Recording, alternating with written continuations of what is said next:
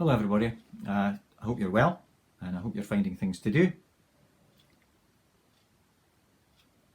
I wonder how you got on with your pinprick aim and your dominant eye exercises. I hope you've found that interesting and that you've become aware of maybe something that you weren't aware of previously. All of the different things that we've covered and we've discussed over the last few weeks are all about getting some marginal gains, just gaining a little bit here and a little bit there, and the combination of those marginal gains hopefully will make a difference to your golf performance. Today I'm going to talk a little bit about course management. I'm going to introduce you to a couple of concepts on that. Do you keep your statistics? Do you keep a note of putts per green? Greens hit in regulation? Probably don't hit that many, most of us. Fairways hit? Do you keep a note of where you miss?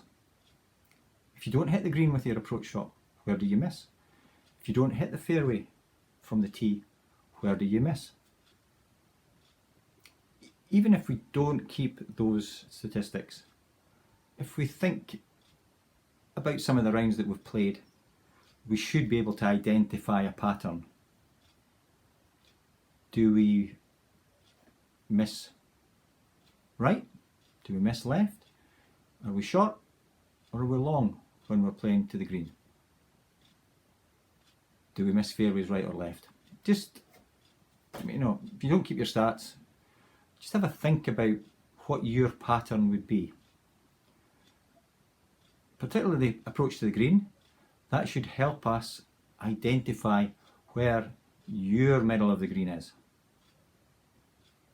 Okay. If currently, when you're aiming at the green, you finish short right, for example, and you would have a cluster of shots that are finishing on the front of the green or just finishing just short or missing the green on the right, you would have a pattern which would cover the front right quadrant of the green, say. If you regularly hit the right side of the fairway, and when you miss the fairway you're in the right hand rough, you would have a dispersion which favours the right hand side of the fairway. Using those dispersion patterns, you can then choose where you aim to accommodate those patterns. If you regularly miss left, then your aim point or your pinprick aim point should be further right than the middle of the green or further right than the middle of the fairway.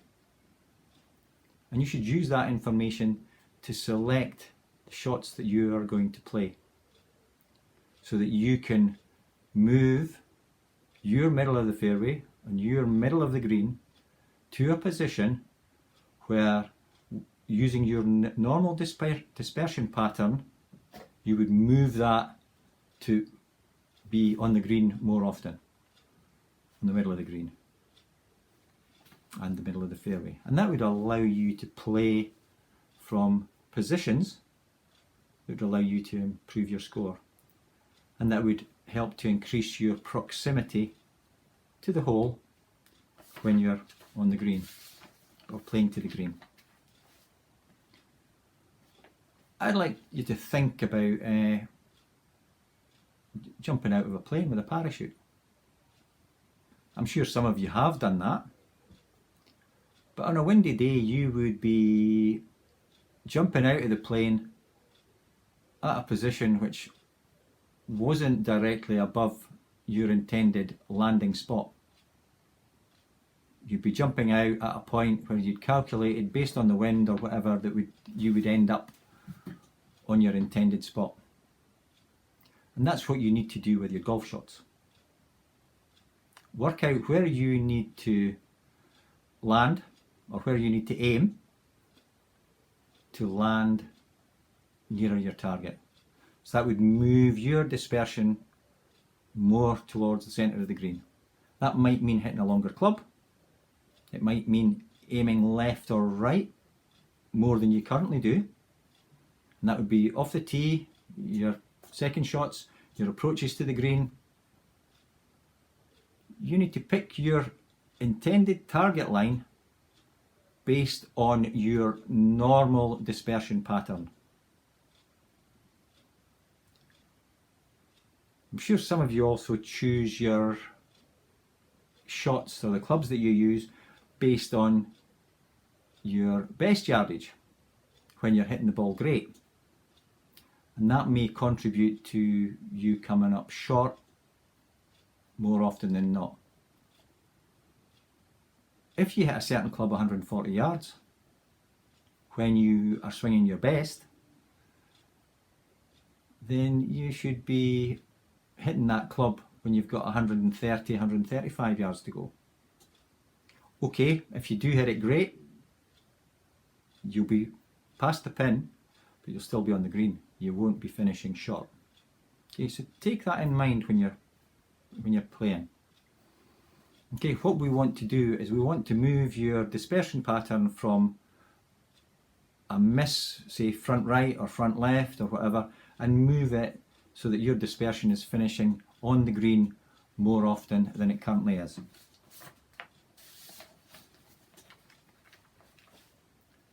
In doing that, you don't want to be too harsh on yourself or too aggressive.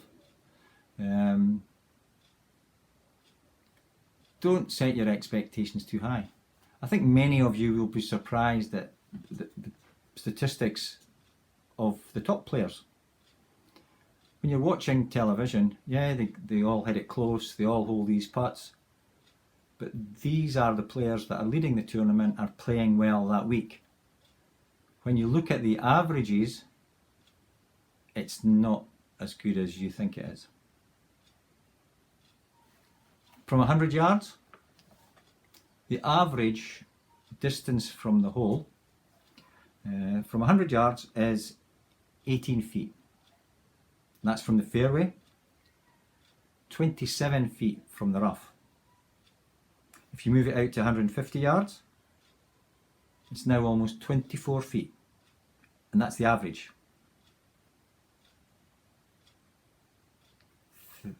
31 feet from 150 yards in the rough, if they're playing from the rough.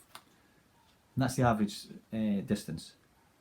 So some will be hitting it close, but that means an awful lot of them are hitting it further than that, further away than that. So don't set your playing expectations based on what you think the tour players are doing. They're not as good as you think they are. When it comes to putting, tour specifications, tour averages, 4-foot putt, only 88% of those 4-foot putts are holed. They don't often 3-putt from that distance, but it happens on occasions. Once you move out to 15 feet,